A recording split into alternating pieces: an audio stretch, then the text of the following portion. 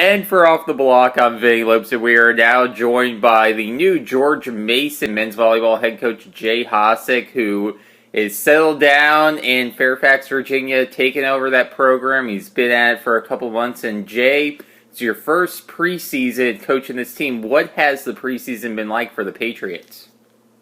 Well, Tim Shaw, the old coach, did some nice recruiting, and I've got some good kids in the gym, and it's basically just relearning some old systems and learning some new systems, and just training, to be physical and go up and bang away. So I'm real happy with the guys right now. They're responding well to what I'm training them, and just trying to get up to speed. We don't have much time, so we're just kind of doing what we can to get all the guys ready to go for season when it starts.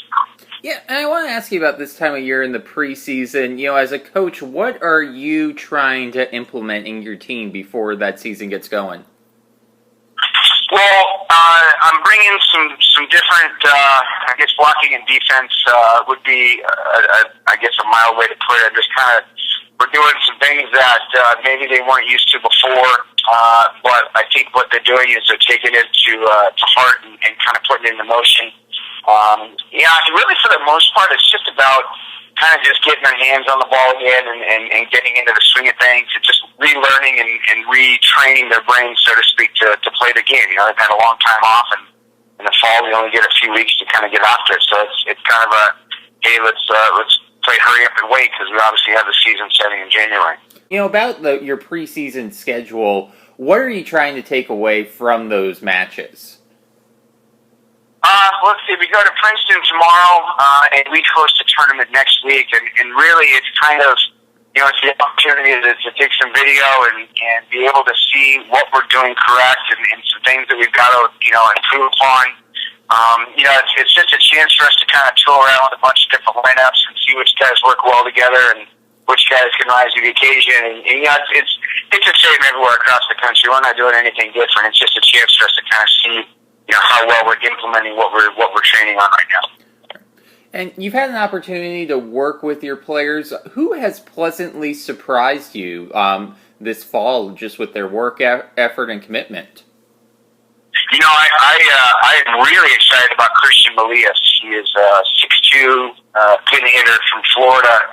He's a junior this year, and for a small guy, he's got a lot of skill. And I'm really happy with how he's progressed. Radoslav Popov was the freshman of the year for the EIDA a couple years ago. He's another kid who's about 6'2", but just has a really strong arm. He's a good passer for us. And those two are smaller in terms of maybe the way the men's game has gone the last few years. But I've never really bought into the fact that you have to be tall in order to be good. It's not how big you are, it's how good you are. These two guys are really stepping up, and I'm really excited about the way they're playing right now. And, for you as a coach, what's been the biggest thing that you've learned in these last couple of months since you took over the program? I don't know if it's something I've necessarily learned. Having been a head coach before, it kind of trained me for this, but the reality is being a head coach is, maybe 2 hours of your day you get to be in the gym and work with the guys. The rest of it's all administration and paperwork and setting up with the season and, ordering uniforms and equipment. It's really not as glamorous as everybody thinks, but, it's a labor of love, and I absolutely love my career, and I love my job. The people I work with are awesome.